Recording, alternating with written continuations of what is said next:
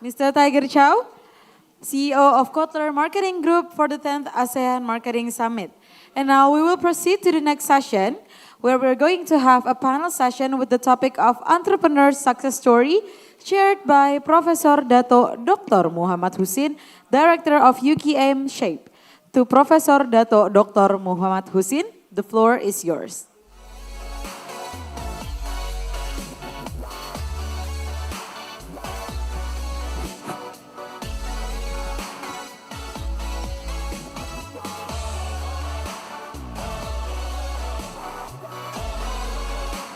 Thank you very much.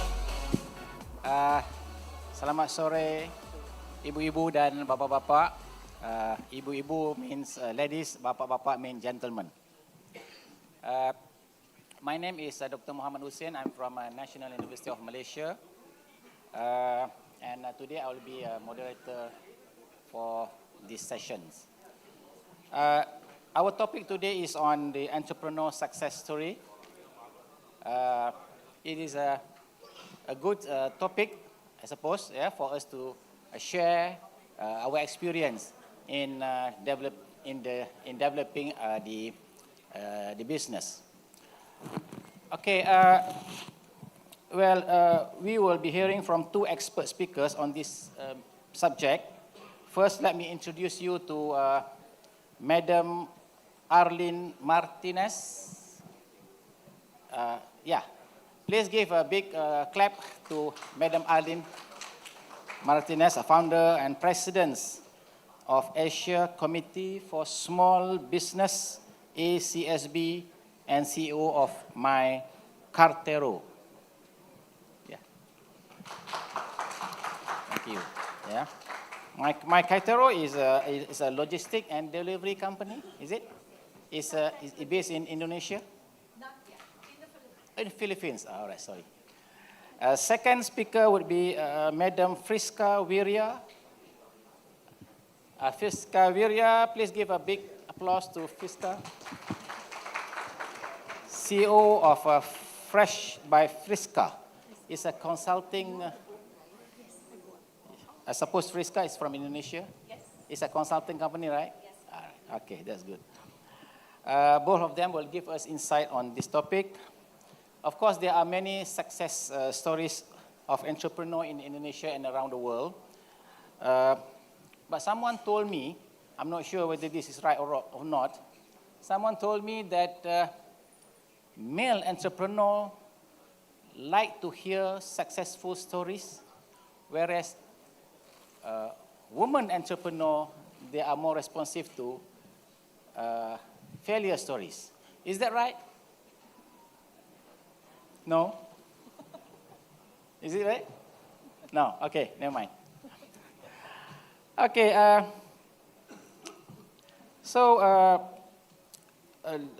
these two young ladies, they give me 5 questions each of you, and they give you only 10 minutes. So you may use AI to answer the question. Okay, let us begin with Arlene Martinez, founder and CEO of MyKartero. Can you share your journey of transitioning from logistic professionals to an entrepreneur, and what inspired you to move to be an entrepreneur? Why you want to become an entrepreneur? You are shifting from something to somewhere else. Yes, thank you very much, Professor. So he did say that we have been given only 10 minutes, so forgive me, I have to write my notes so that I don't get astray. So I have been fortunate to have been employed by one of the biggest transportation and logistics company. That was from TNT, and then I got to Singapore Post, and then Sweden Post. All right, my journey began really with a deep passion of really being able to find solutions from customer problems that I saw way back when I was with this multinational corporation, until finally finding a gap that is really very frustrating for both our customers and the businesses. So that was actually what triggered me when I created the first company that we set up in 2010 that was actually solving the biggest problem for the postal operators in Asia at the time, to find an alternative solution for the growing distribution of e-commerce. In 2010, I created Post 10, and it's a company based in Clark. And we featured, we helped other postal operators address their problems. On the other hand, in 2019, we then developed MyKartero, which is, what's this? I have been given the privilege to address the growing need of our MSMEs to be able to export their products globally from the Philippines. And that is how we started actually my entrepreneurship journey. So what inspired you actually? I mean, why do you move from having a good job,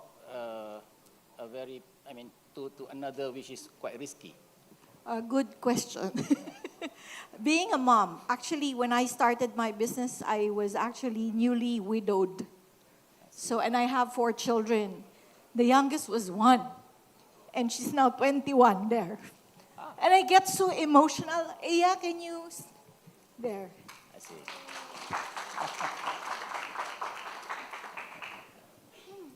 I always get emotional because I see this in MSMEs. The reason why they transition is basically first for survival. And then when you see that your product or your service is really impactful to other people, and then you start getting serious and really focus on the business. In this case, I have seen going around the Philippines as a mentor for the micro, small entrepreneurs, that there is really a lot of good products from the Philippines, but we need an enabler. So, having the developed skill sets that I have gotten, the knowledge that I have learned and enhanced through my exposure with both the freight, courier, and postal, I did believe in my heart that what I have, both the network, the knowledge, and the resources, and even the technology available, is worth sharing to the MSMEs. So I think that was one that really moved me in going forward and forgetting about being an employee with all those guaranteed benefits and salaries, and just pushing on with a passion to be more impactful to others' lives. Congratulations then. Thank you. Friska, so what inspired you to become an entrepreneur after working with a stable salary, I guess, in Australia? Don't get me wrong, it was very hard. So my background's in mining. It was a very big, cushy salary, as you can imagine. And I thought that's what I wanted to do, climb the corporate ladder. But a few things happened. So 2 people that mentored me in the organization, they got cut and they were very powerful in the senior leadership team. And I realized the only thing you can depend on is yourself. And so after I realized that, I yearned for more. So at the time, I was a GM of a big gold mining company. I was flying all around the world, speaking conferences, doing really crazy hours. It was a very high-stress role. And I realized there was more to life than that. And I wanted more control, pretty much. More control over where, when, how much I worked. Didn't want to work with dickheads. Didn't have a choice when you're in corporate. But when you're running your own show and you're good at it, you can choose and pick the clients that you want to partner with. That, and also I knew from a few years ago that I wanted to come back to Asia eventually. So my entire life I've grown up in Australia and the US. And to do that, I was looking to create something out of nothing that would give me 3 things in particular. The first is meaning. So I really wanted to make a difference, I wanted to make an impact, and I wanted to use my skill set and pay homage to the place where I was born. Number 2 is mobility. So I wanted to be upwardly mobile. I didn't want to be locked into a 9-to-5, going to the same office, doing the same thing every single day. And let's face it, because we are not running a charity, money. So that's why I started this. Gave me those 3 things. You're having control of your destiny. Do you have that now after open your own business? 100% I do. Okay, Yeah. that's good. As for Arlene, what challenges did you face in setting up MyKartero, and how do you overcome them? Well, basically, when we started with MyKartero, it's a tech platform. And in 2019, just like Paharmawan would normally say, I was a minority. I was 50 years old at the time and starting a tech company. Hello, I'm Gen X. And that is, I love technology, but I'm not a tech geek. And that is something that I really have to understand. It's just that I do know the technologies and the systems running in the different organizations that I've worked with the different postal operators, that I said it's really time for me to create one. Now, what happened there is that it's not just only like I was going through this problem alone, but every time I go everywhere in the Philippines and talk to MSMEs, you know, this is the same problem that we all face, adjusting to the technology, digitalization. Of course, for MSME, there is already that challenge of finding the right balance between sustainability and for affordability so that you can continue to do the business and be able to move your passion forward and realize all the dreams that you have for the company and for the people that you want to help. So I think that was one of the challenges that we faced. Yeah, do you face any more challenges that you think you want to share with us? Again, sorry? Do you face any more challenges that you think you want to share? Oh, yes. I mean, You know, something that beyond your control.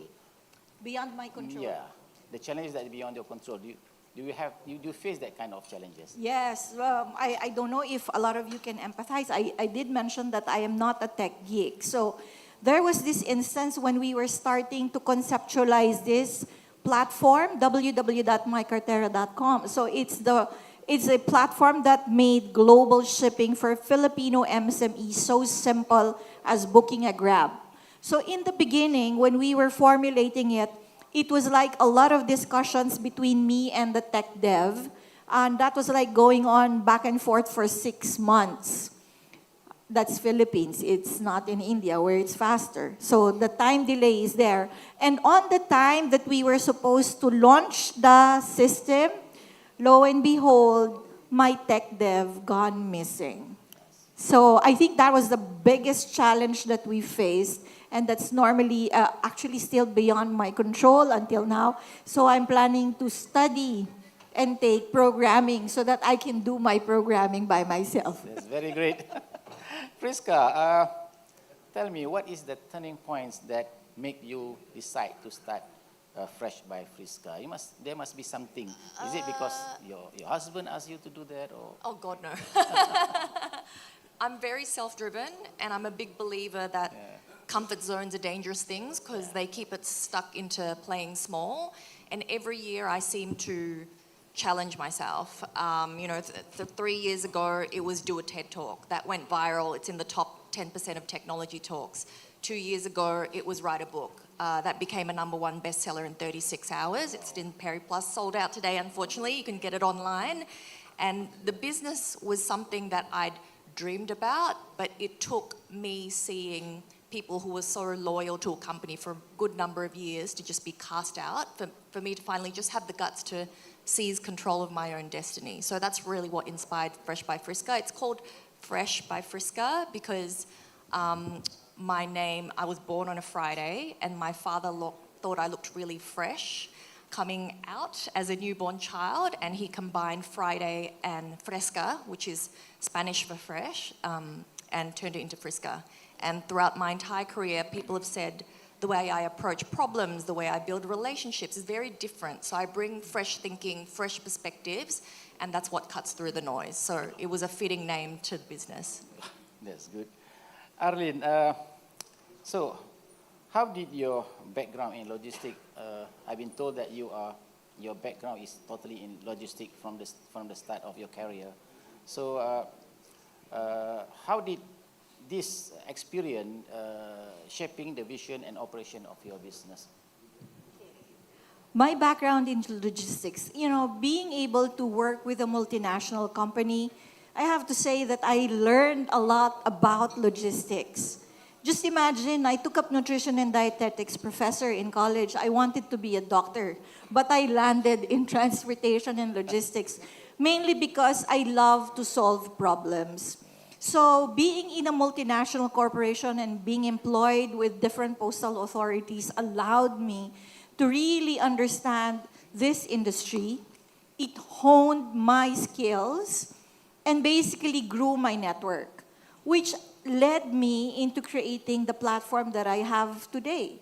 And it is something that we would always be looking back, because I know that from that experience grew the business that I have right now. So, yeah. Okay, that's great. Friska, I'm sure you have a vast experience from the work that you do in Australia.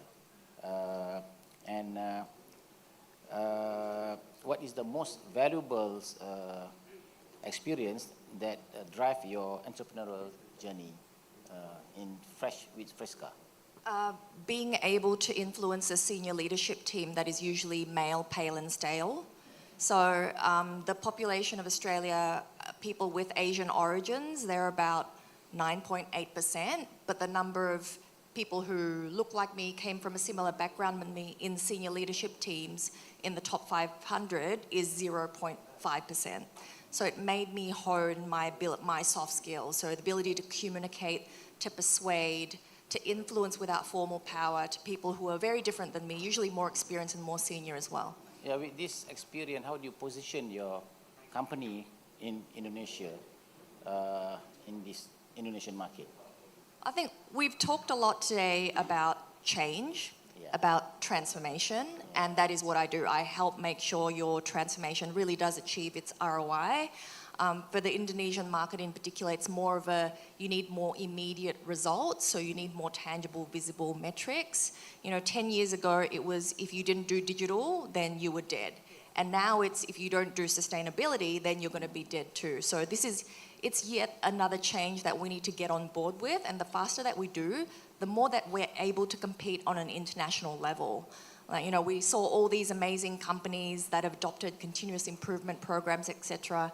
We need to do that here too, otherwise we're going to get left behind. Like if you only look at the mining industry, all the big players are gone because they don't want to invest here. Rio Tinto's gone, BHP's gone, there's only local players left.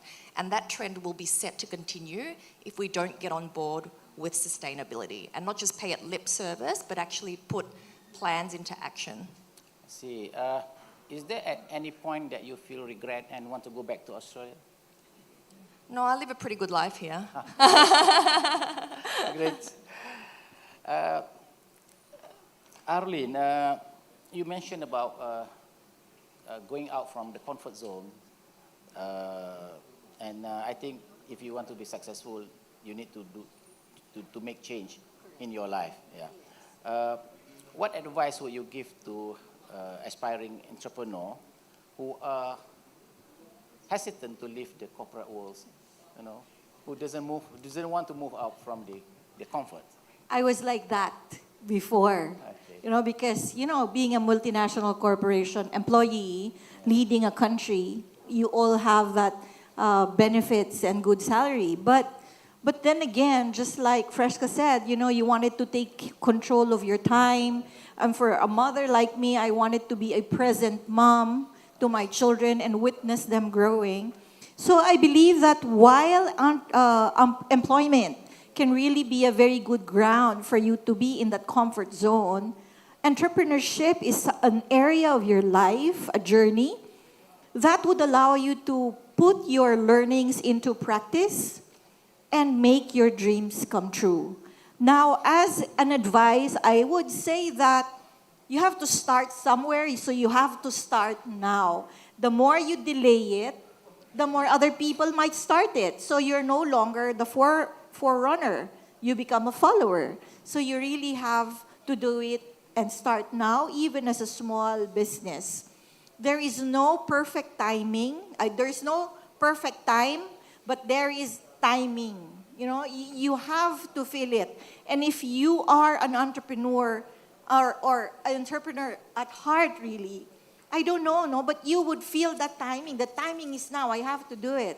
All right? So you have to start now. And then you have to focus, just like I've been into marketing for a long time. So you really have to be able to have your product clearly differentiated. Don't just be a follower because it's a fad.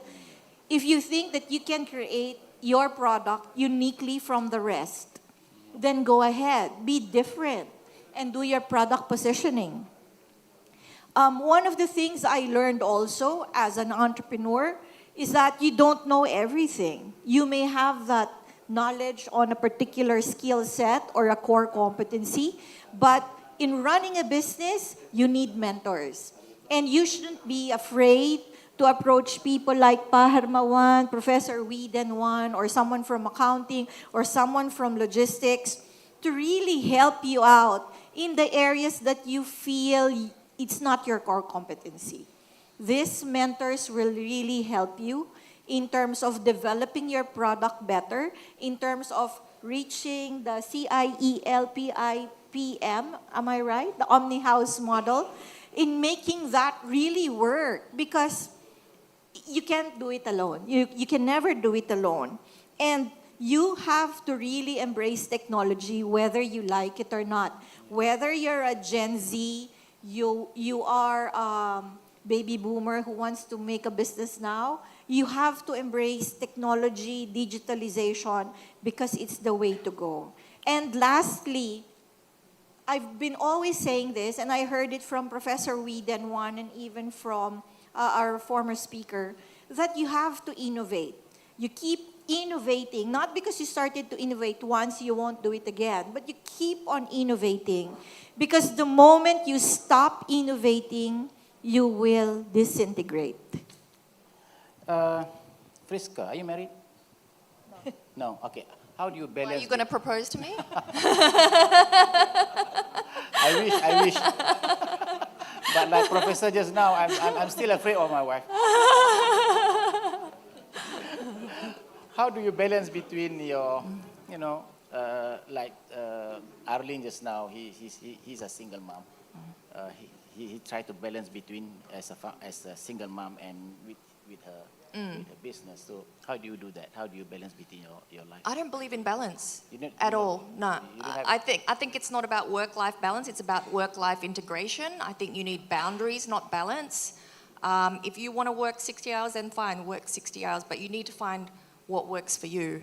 So I'm ruthless with time blocking and organizational. I set aside time for brainstorming. I set aside time for networking. I set aside time for customer calls. So it's just about being really analytical with how you spend your time and what's going to fill your emotional cup. Especially here in this region, we have a tendency to work really hard, and that's okay, but there's going to be swings and roundabouts. So just remember to fill your mental and psychological cup, as well as your financial one. Yeah, and Arlene, how do you? I guess that you might be struggling between running your business and raising your kids. How do you balance that? Well, in the beginning, it was difficult because they were still young. My youngest was 1 year old when I started to become an entrepreneur. But in this day and age, especially after pandemic, where you can do hybrid meetings already and you can manage your people from where you are, anywhere, even I'm in Indonesia, I can manage them. So it's no longer that difficult for me now. As it's really not just balancing, it's finding what works for you. Yeah. Okay, this is one question from the floor. To Friska, you produce, you have a book, right? I have 2 books. Actually, can you explain what is the book about? Sure. Yeah. My first book is called The Future Fit Organization. So the reason why I call it Future Fit, it's because I don't believe in future proofing. I think if you think you can future proof your business and yourself, you're very arrogant. Like we saw it with the pandemic. Even countries that had gone very similar medical emergencies, such as SARS in Hong Kong, they were still caught off guard. So what matters is that you build future fitness. And this is the muscles of agility, of managing change, of leading people through a VUCA environment. That's really what's going to separate the winners from the woeful. So my second book is out in 2 weeks' time. It's called The Future Fit Asian Organization.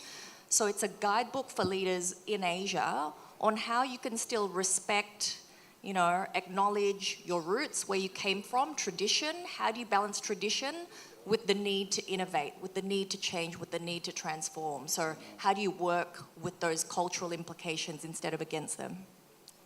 Nice. Very interesting. Oh, there you go. It's a very informative Thank you. books, I guess, yeah? Okay, Arlene, there's one last question, I think. How do you balance between creativity and business strategy in your entrepreneurial venture? I guess that you might insert creativities and innovation in running your business. Yeah? Okay, good question. It was not one of the 5, but allow me to answer that from my heart. Creativity, I think we call it maarte, which is in the Philippines, is, you really love art. That's maarte in Philippines. And I'm really maarte, which means like I love creativity in the little things that I do or in the major projects that I embark on. But, I do recognize that I'm Gen X. And I have to learn from the new generations, like my children, from the millennial and the Gen Zs, For me, creativity doesn't just stop from me. I try to learn from my children, number one, and most especially in the strategies that we will be implementing for the company, which is really created for the Gen Z and the millennial. So where do I get that from? Of course, from them who are in that generation, which I really totally don't understand. Recently, I was asked, do you know what Sigma means? Anybody? You know what Sigma means? Yes, you know what Sigma. Gen Z language. Cool. Wow, how did you know that? Wow. I learned that from my granddaughter. And these are something that, keeps me up. How can I reach my target market, which is basically the Gen Z and the millennials, the youth entrepreneurs who's very creative in all the things that they do. It amazes me how they do it, I kind of get tired by just listening to their timeline, to their schedule, how they do TikTok Live, how they do Facebook Live. And this is something that, tickles my creativity and my thirst for knowledge, that in spite of my age now, I want to learn that. I want to be able to reach out and be able to be the mentor for people my age, how to make it and be able to reach these generations that totally has a new language, new processes, very innovative concepts of how to do business. And I think that you can see, you can feel my voice, I become passionate again because I get that from people that is around me, from my customers, from people, my children, my granddaughters. I'm already a grandma, by the way. I have 3. So, a young grandma. And, it's so nice to learn from them how to do it. Because, in fact, the reason why we created the platform is to enable them. And I'm happy that every time I get to learn new things from them, I am the first one to tell my age, hey, did you know that? But you know Sigma, so yeah. You want the Sigma side. Yeah, okay. So I think that's it, Professor. Yes, Friska, last question for you. What is your vision for the next 10 years from now in your business? World domination. A big clap to this. Wow. You heard it here first. A big clap to Okay. Friska. One word. World domination.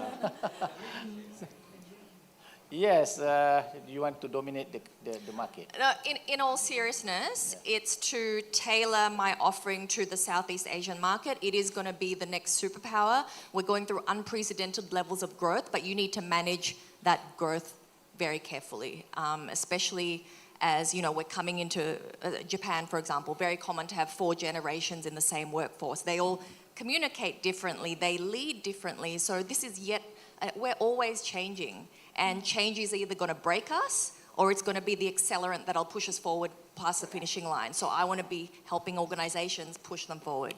Great. Thank you very much to both of you. I wish you success in business. Please give a big applause to these two businesswomen. And hope you can do well in your business. Thank you. Thank you very much. Thank you. Thank you.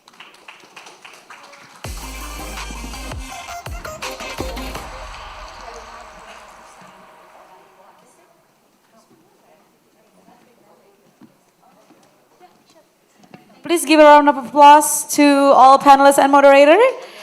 And for any one of you, please, you can please take photos for the moderator and panelists. Okay, now as we wait for the next session, we're going, to the panelists and moderators. We'll be taking pictures.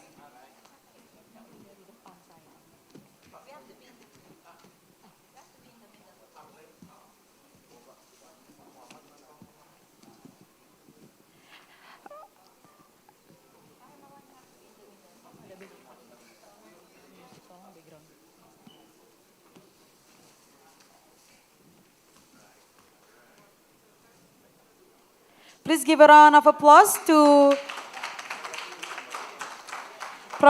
Professor Datuk Dr. Muhammad Hussin. Also give a round of applause to Miss Friska Wirya.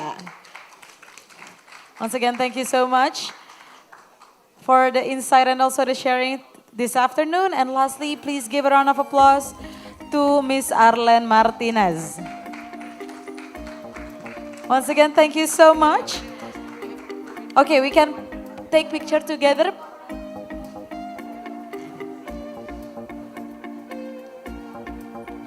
Okay. Now don't go anywhere, because as we approaching the end of the event, we will listen to a closing statement from Mr. Hermawan Kartajaya.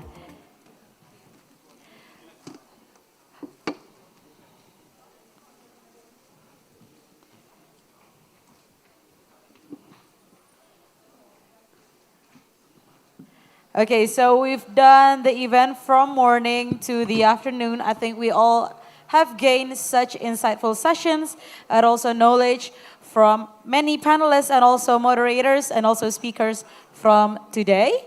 Hopefully this summit, this ASEAN Marketing Summit, can bring a lot of new insight for you to bring to your own organizations. So, okay, as now we are approaching the end of the 10th ASEAN Marketing Summit, we will now listen to closing statement from Mr. Hermawan Kartajaya. To Mr. Hermawan, the time is yours. Yeah. So, Assalamualaikum warahmatullahi wabarakatuh.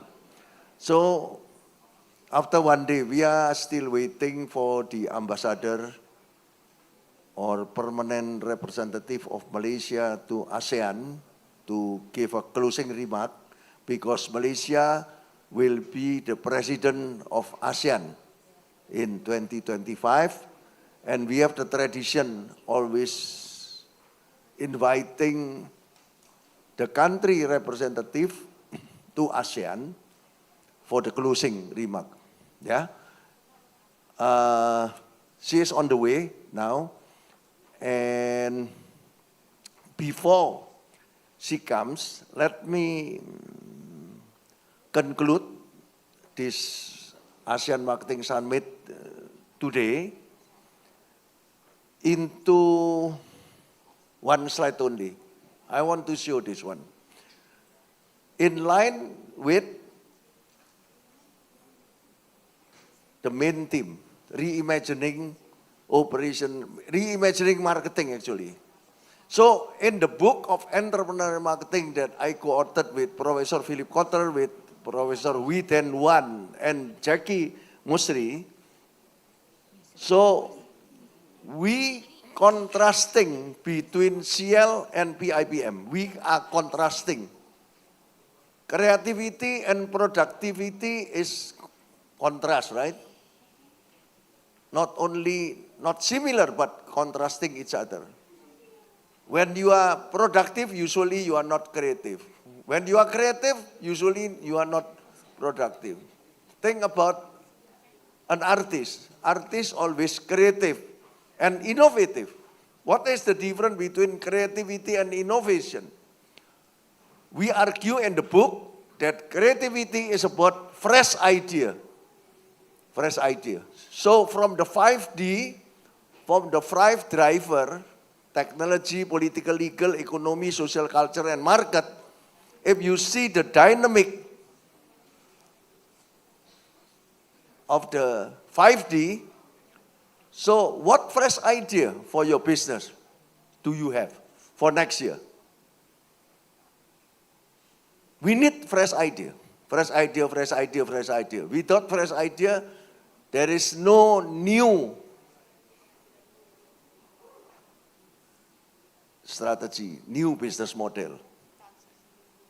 And there is one accountant asked me, Pak Hermawan, we are taught by the School of Accounting that how many times do you see your accounting book? Wow, once a year? Oh, it's not enough. Once a month? Sometimes it's not enough also. We want to see income statement every week, whatever. But how many times do you see your business model? Yeah, so we are thinking that we can use the same business model forever. And we forget that there are 5D. Technology is keep on changing, political, legal keep on changing, economy is keep on changing, social culture keep on changing, and finally the market keep on changing. So, if there is a dynamic in the 5D, means there will be dynamic also in the 4C. Competitor, company, our company, always have competitor and customer. We always compete with our competitor to serve our customer. That is 3C. What is the 4C? The 4C is the 5D. 5D is change. Change, competitor, company, and customer. So, if creativity is the new idea, depending on the 5D, so innovation is the new competitive advantage that we want to use for the next year. What differentiation that we have to use? Now we have differentiation. We are unique already, but maybe our uniqueness is not enough for next year.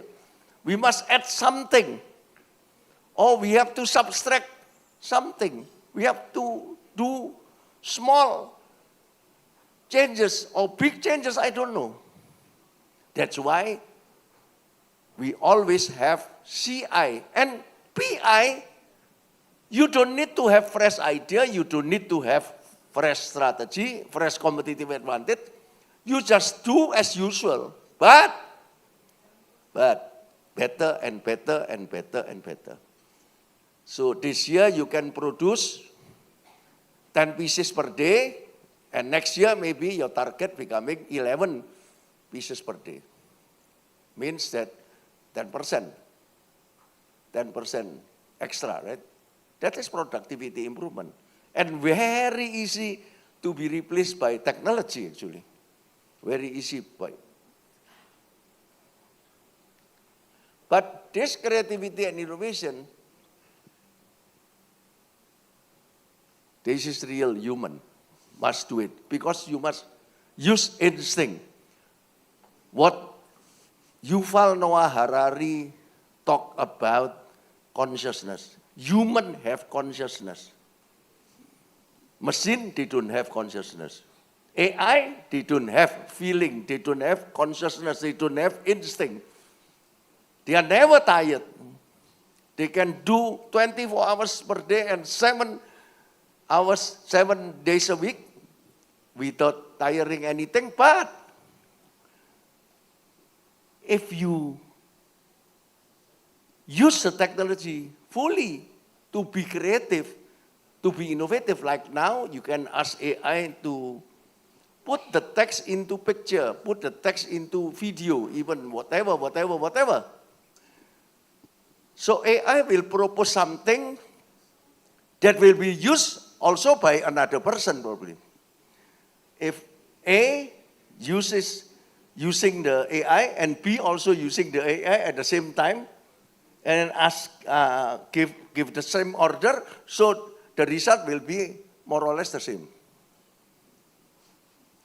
Where is the creativity? The real creativity, the real innovation is coming from human.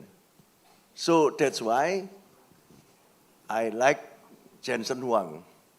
Don't ask the technology becoming superhuman. Human must use the technology to be superhuman. If you leave creativity, innovation, entrepreneurship, and leadership to technology, you are not superhuman. Because maybe there is no differentiation between you and other people using the same technology. And technology is free, right? Actually, anybody in the world can use the same technology, actually. Can use different technology, but at the same level, more or less the same. So, today, we are doing this with the model of Korea and this with the model of Japan. And we need both. Contrasting, but we need both. So that is the art of the strategy today. How you integrate the contrasting element, how you integrate the contrasting thing. Productivity improvement and creative innovation. And entrepreneur leader and professional management is totally different and totally contrasting. If you are good entrepreneur, usually you are not good professional. If you are good professional, usually you are not good entrepreneur. I just met one waitress here in this hotel, because I stay in this hotel 3 days, 3 nights every year, because we always organize MarkPlus conference here, and then, wah, Pak, you are coming here, I'm still here. You know, I've been working for this hotel, Ritz-Carlton, Jakarta, for 17 years. And you do every year. Yeah, we are 19 years.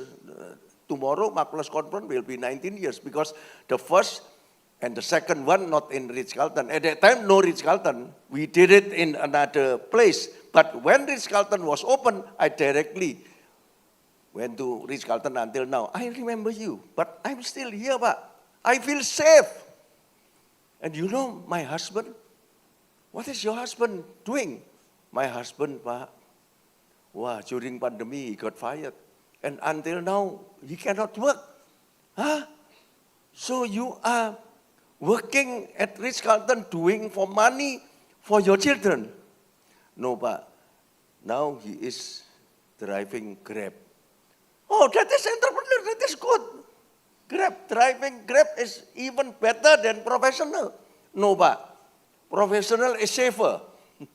I can get monthly salary and he got monthly salary and we can have good salary and then we can divide all the expenses I can allocate. That is the mindset of professional. And then I was discussing how entrepreneurship is different from professionalism. So it's different.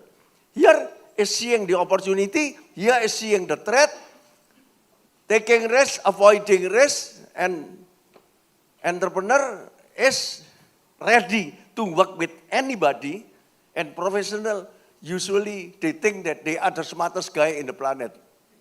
They don't want to work with any other professional because I am the expert in this area.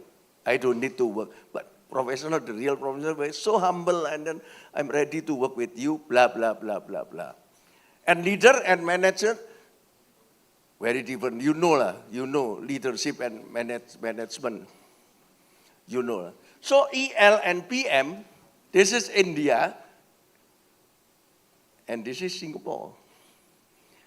You heard from Professor Widenwan that Lee Kuan Yew train the citizen to be very professional. Oh, Ibu Sarah, please big hand to Ambassador of Malaysia. Please stand up, please stand up, please stand up. So Malaysia will be the president of ASEAN, and this is our tradition, Ibu, to ask the Permanent Secretariat to brief us what is the direction of ASEAN 2025 under Malaysia. Yeah, so I will continue a little bit and then I give it to you. Yeah, to close the closing remark of the ASEAN Marketing Summit. So DCI and PI contrasting, but we have to combine. That's why we ask the Toyota guy to talk about productivity improvement, Kaizen, Gemba, and everything. And then I think we learn a lot from the Kaizen Institute, the Singaporean guy, Singaporean Professor Widenwan here, but Kaizen here, but Kaizen now is Kaizen 5.0 already, not only for production, but everything is Kaizen. As long as you can make it better in the proper way. So this is contrasting thing, but we have to combine Japan, Korea, Singapore, and India. I like all the 4 lessons, you know. Even though at the end, all the speakers argue that, yeah, creative innovation is not enough. Productivity improvement is not enough. Entrepreneurial leader is not enough. That is the summary, more or less is like that. But in the beginning, like the Indian story is very, very, very interesting. The Indian story is so interesting. Simple man in India, simple mother, how to be an entrepreneur leader, and wow, very good. But here, operational excellence is China. China learned from everything. That's why China now becoming the threat for US, the threat for Western world. Operational excellence is China. And Jackie was speaking about this model, right? So, this ASEAN Marketing Summit today, Ambassador, the main theme is reimagining marketing in ASEAN. So basically, the structure of this summit today, and this is the 10th summit. So we already did it for 9 times, and this is the 10th one. So every year we do it in Jakarta because the Permanent Secretariat is in Jakarta. And this is my friend, my marketing friend from, not only from ASEAN, but also some from other countries also who are interested in ASEAN. And so many interests from China to Indonesia market. That's why now we have Chinese delegates coming here, and tomorrow there will be big conference, MarkPlus conference about Indonesia. 1,000 people will come and they will be in the conference. You know, now ASEAN is becoming beloved region. Yeah. So this is the structure of the today, and I get many positive comments from the audience, like our honorary consul of Netherlands. He's coming from Medan to coming here. He is the honorary consul. I'm also the Honorary Consul General for 22 years for Czech Republic, but I never positioned myself as an Honorary Consul General. I'm a speaker, I'm a teacher. But I'm happy, he told me, wow, I learned a lot today, and I have new friend, network, and maybe finding the new business opportunity. Also, now stand up, please, all the Malaysian here. Afia, all the Malaysian. Where are the other Malaysian? Professor Datuk Muhammad, where is you? You see. Professor Datuk Muhammad, where are you? This is the boss of UKM, University of Kebangsaan Malaysia. He is the leader of UKMShape. He is in charge in Malaysia, but the big boss of UKM campus in PIK 2. He is the Datuk Muhammad, yeah, Professor Datuk Muhammad. So this is my Malaysian daughter, Afia, and then, but the husband is Italiano. Please, you are not Malaysian, yeah? You are not Malaysian, yeah? Oh, no, okay. It's Italiano, so, you know, my daughter, yeah? So, okay. Oh, you are Malaysian, yeah? You told me that you are Indonesian, now you becoming Malaysian because there is Ibu Sarah here, eh? And, yeah, okay, it's up to you. So, okay, terima kasih. And now, before Ibu Sarah will give a closing remark, we will enjoy the dance from Malaysia. Are you Malaysian or Indonesian? Malaysian? Philippine? Oh, Indonesian. Indonesian, but you are requested by the Malaysian embassy, right? To dance. Can you dance Malaysia dance? Yeah. What is the dance? Dikir Putri. Apa? Dikir Putri. What is the meaning? Dikir Putri and Malaysia truly Asia. Oh, two dances. Dikir Putri. What is Dikir Putri? Nggak ngerti kan? Apa itu Dikir Putri? You don't understand also. How can? What is Dikir Putri, Ibu? Say one example of a dance of a local princess. Dance of local princess. Wow, the dancer does not understand. You just move. And then the second dance is truly Asia. Malaysia is truly Asia. So please, big hand for the two dances from Malaysian Embassy.